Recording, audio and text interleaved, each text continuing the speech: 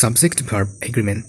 যখন সাবজেক্ট অনুযায়ী ভার্বকে তার রূপের পরিবর্তন করতে হয় বা সাবজেক্ট থেকে যখন ভার্ব নিজের পজিশন বা রূপ পরিবর্তন করে তখন সেটা হচ্ছে সাবজেক্ট ভার্ব এগ্রিমেন্ট। এটা কোথায় কোথায় লাগবে? এটা রাইট ফর্ম অফ ভার্বের ক্ষেত্রে অনেক অনেক বেশি গুরুত্বপূর্ণ। এছাড়া ইংরেজিতে আমরা যদি সঠিকভাবে আমাদের গ্রামাটিক্যাল আইটেম ঠিক রাখতে চাই তাহলে সাবজেক্ট ভার্ব এগ্রিমেন্টের কোনো বিকল্প নেই। আর অনেক কনফিউজিং এবং যত এরর আর মিস্টেক আছে তার বেশিরভাগই সাবজেক্ট ভার্ব এগ্রিমেন্ট থেকে আমরা সমাধান করতে পারি। তো এই কারণে আমরা আলোচনা করব আজকের ভিডিওতে সাবজেক্ট ভার্ব এগ্রিমেন্ট নিয়ে। আমরা দেখব সাবজেক্ট ভার্ব এগ্রিমেন্ট কী এবং সাবজেক্ট ভার্ব এগ্রিমেন্টের সবথেকে বেসিক যে নিয়মটা সেটা, এবং সাবজেক্ট ভার্ব এগ্রিমেন্টের গুরুত্বপূর্ণ সকল নিয়ম এবং ইনডিফিনিট প্রোনাউন এবং এখান থেকে কী কী ধরনের ভুল হতে পারে এবং ভুল এড়ানোর নিয়ম, এবং রাইট ফর্ম অফ ভার্বে যেন আমাদের অনেক অনেক সুবিধা হয় সেজন্য সাবজেক্ট ভার্ব এগ্রিমেন্টের অন্যান্য গুরুত্বপূর্ণ নিয়মাবলী দেখা হবে এই ভিডিওতে। তো চলো আমরা আলোচনা করি সাবজেক্ট ভার্ব এগ্রিমেন্ট কী, এটা দিয়ে আমরা শুরু করি। তো সাবজেক্ট ভার্ব এগ্রিমেন্ট বা কর্তা ক্রিয়া সম্মতি হলো ইংরেজি ব্যাকরণের একটি মৌলিক এবং অত্যন্ত গুরুত্বপূর্ণ নিয়ম। এই নিয়ম অনুসারে একটি বাক্যে কর্তা এবং ক্রিয়া এর মধ্যে বচন, নাম্বার ও পার্সনের দিক থেকে সামঞ্জস্য থাকতে হবে। এর মানে বলতে চাচ্ছে যে সাবজেক্ট যে পুরুষ বা যে পার্সন এবং যে বচনে আছে সে অনুযায়ী ভার্বের রূপটা কীরকম হবে সেটাই হচ্ছে আমাদের সাবজেক্ট ভার্ব এগ্রিমেন্ট। তার মানে এগ্রিমেন্ট মানে কি? চুক্তি। তার মানে সাবজেক্ট কী হলে ভার্ব কী হবে সেই চুক্তিটাই হচ্ছে সাবজেক্ট ভার্ব এগ্রিমেন্ট। ঠিক আছে? আচ্ছা, যদি কর্তা একবচন হয় তাহলে ক্রিয়াও একবচন হবে, আর যদি কর্তা বহুবচন হয় তাহলে ক্রিয়াও বহুবচন হবে। নিয়মটি বাক্যের নির্ভুলতা এবং স্পষ্টতা বজায় রাখার জন্য অপরিহার্য। বিশেষ করে প্রেজেন্ট সিম্পল টেন্সে এই নিয়মটি ব্যবহার সবথেকে বেশি পরিলক্ষিত হয়। তার মানে টেন্সের ক্ষেত্রে প্রেজেন্ট ইনডিফিনিট টেন্স বা প্রেজেন্ট সিম্পল টেন্স দুইটাই একই, সো দুইটার ক্ষেত্রেই এটা অনেক বেশি গুরুত্বপূর্ণ। তো প্রেজেন্ট ইনডিফিনিট টেন্স বা প্রেজেন্ট সিম্পল টেন্সে সাবজেক্ট ভার্ব এগ্রিমেন্ট আমাদের অবশ্যই মাথায় রাখতে হবে।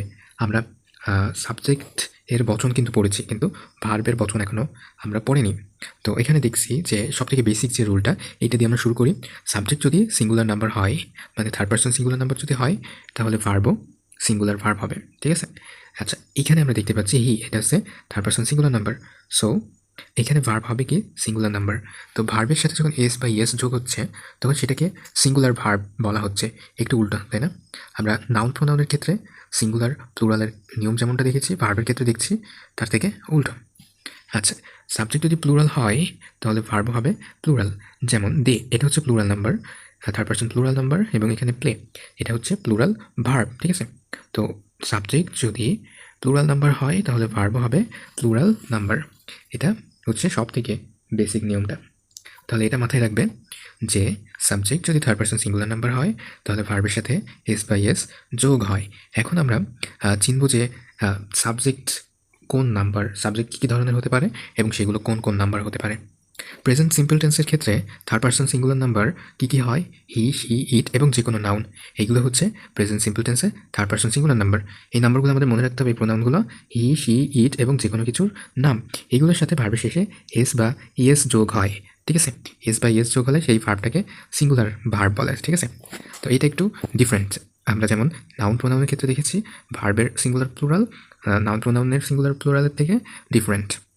ওকে, তো অন্য সকল ক্ষেত্রে তার মানে first person singular plural, second person singular plural এবং থার্ড পার্সন প্লুরাল নাম্বার, এই অন্যান্য সকল টেন্সের ক্ষেত্রে, অন্যান্য সকল পার্সন এবং নাম্বারের ক্ষেত্রে হবে কি? ভার্বের বেস ফর্ম বা মূল ফর্মটা বসে। ঠিক আছে? যেটা ভার্বকে প্লুরাল করে তোলে বলে বিবেচিত হয়। এখানে আমরা সমস্ত নিয়মটাই রেখে দিচ্ছি।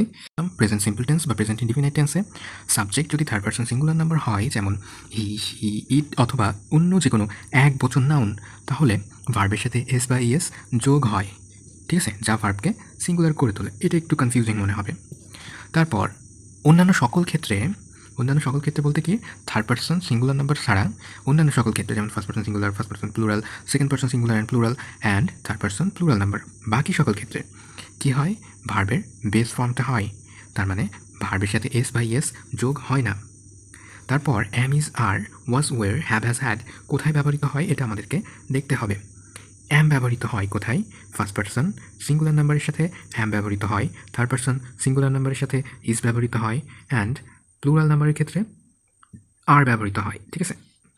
তারপর হ্যাভ হ্যাজ কোথায় ব্যবহৃত হয়? হ্যাভ হ্যাজ ব্যবহৃত হয় হচ্ছে প্রেজেন্ট টেন্সে থার্ড পার্সন সিঙ্গুলার নাম্বার হলে হ্যাজ ব্যবহৃত হয় এবং বাকি সকল ক্ষেত্রে হ্যাভ ব্যবহৃত হয়। ওকে, এবং হ্যাড কোথায় ব্যবহৃত হয়? পাস্ট টেন্সের ক্ষেত্রে সকল সাবজেক্টের জন্য হ্যাড ব্যবহৃত হয়।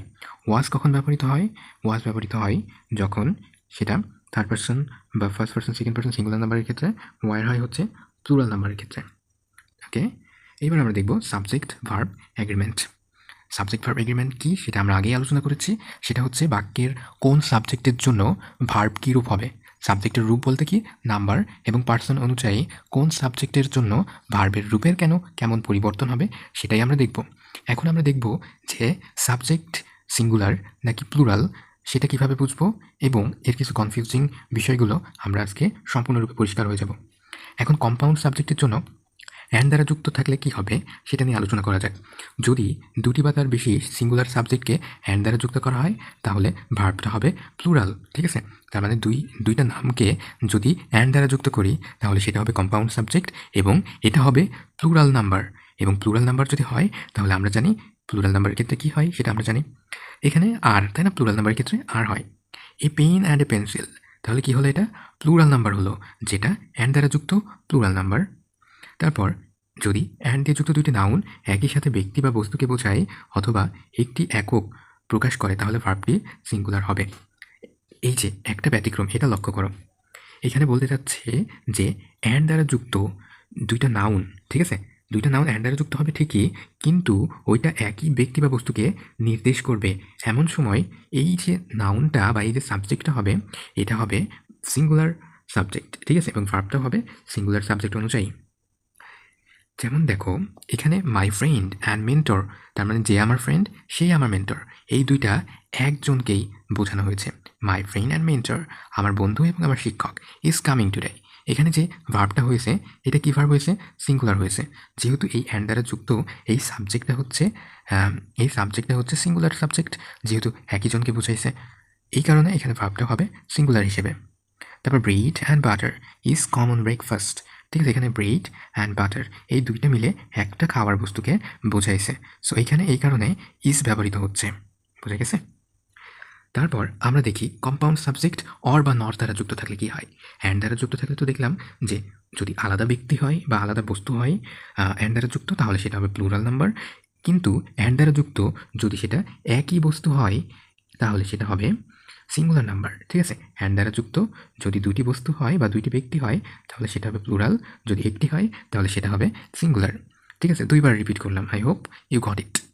এইবার কম্পাউন্ড সাবজেক্টের জন্য অর অথবা নর যদি যুক্ত হয় সেক্ষেত্রে কি হবে? কম্পাউন্ড সাবজেক্টে অর বা নর দ্বারা যুক্ত হলে মাঝে মাঝে বা অধিকাংশ সময়ই যে কোনো একটাকে নির্দেশ করে বা সিঙ্গুলার সাবজেক্টকে নির্দেশ করে। যদি দুইটি সিঙ্গুলার সাবজেক্টকে অর বা নর দ্বারা যুক্ত করা হয় তাহলে ভার্বটি সিঙ্গুলার হবে, ঠিক আছে। যদি অর বা নর দ্বারা যুক্ত করা হয় তাহলে ভার্বটি সিঙ্গুলার হবে। যদি সিঙ্গুলার এবং প্লুরাল সাবজেক্ট উভয় থাকে তাহলে ভার্বটি তার সবচেয়ে কাছের সাবজেক্টের সাথে একমত হবে। তার মানে অর বা নর দ্বারা যুক্ত দুইটা সাবজেক্ট, ঠিক আছে, অর বা নর দ্বারা যুক্ত দুইটা সাবজেক্ট। এখন এই দুইটা সাবজেক্টের দেখা যাচ্ছে দুইটাই সিঙ্গুলার সাবজেক্ট হতে পারে। অ্যান্ড দ্বারা অর বা নর দ্বারা যুক্ত দুইটা সাবজেক্ট দুইটাই হয় সিঙ্গুলার হবে, অথবা একটা সিঙ্গুলার একটা প্লুরাল, একটা প্লুরাল একটা সিঙ্গুলার। এমন যদি হয় তাহলে কোন হিসেবে ওই ভার্বটা গ্রহণ করবে? অবশ্যই ভার্বের আগে যেই সাবজেক্ট বা ভার্বের আগে যেই নাউনটা আছে সেই নাউনের হিসেবে ওই ভার্বটা নিজের রূপ ধারণ করবে। যেমন উদাহরণস্বরূপ, either Rahim or Karim is responsible, ঠিক আছে। এখানে আইদার রহিম অর করিম তার মানে দুইজনের ভিতরে যে কোনো একজন বোঝাইছে। সো এটা কি হবে? এটা হচ্ছে সিঙ্গুলার নাম্বার এবং সেই অনুযায়ী ভার্ব হবে। তারপর হি নর শি ইজ হেয়ার, তার মানে সেও না এখানে উপস্থিত, কেউ এখানে উপস্থিত না, অর্থাৎ একজনকে বোঝানো হয়েছে। নাইদার দ্য স্টুডেন্ট নর the teacher is present, neither students নর দ্য টিচার, ঠিক আছে। এখানে কিন্তু যেটা আছে দ্য স্টুডেন্টস এটা কিন্তু প্লুরাল সাবজেক্ট, কিন্তু দ্য টিচার এটা আবার সিঙ্গুলার সাবজেক্ট, ঠিক আছে। তো এই যে সাবজেক্ট আমরা জানি যে দুইটা নাউন যদি নর বা অর দ্বারা যুক্ত থাকে তাহলে সব থেকে নিকটবর্তী ভার্বের সব থেকে নিকটবর্তী যে সাবজেক্টটা থাকবে সেই অনুযায়ী হবে এই ভার্বটার রূপ। তো এই ভার্বের সব থেকে নিকটবর্তী আছে দ্য টিচার, এটা, সো দ্য টিচার অনুযায়ী উক্ত ভার্বটি হবে। Okay, neither the teacher nor the students are present, so neither টিচারও না শিক্ষার্থীও না, আর প্রেজেন্ট। ওকে, তো এখানে the students, neither the teacher শিক্ষকও না এবং শিক্ষার্থীও না, তাই না। তো এখানে এখানে সবথেকে ভার্বের নিকটবর্তী কোনটা দেখো তো, দ্য স্টুডেন্টস। সো স্টুডেন্টস অনুযায়ী বা এটা যেহেতু প্লুরাল, সেই জন্য এখানে সেই প্লুরাল হিসেবেই ভার্বটি বসবে। আই হোপ ইউ আন্ডারস্ট্যান্ড যে ভার্বের আগে বা নিকটবর্তী যে সাবজেক্টটা থাকবে সেই সাবজেক্টের নাম্বার পার্সন অনুযায়ী ভার্বটির রূপ হবে। এইবার আমরা দেখব ইনডিফিনাইট প্রোনাউন।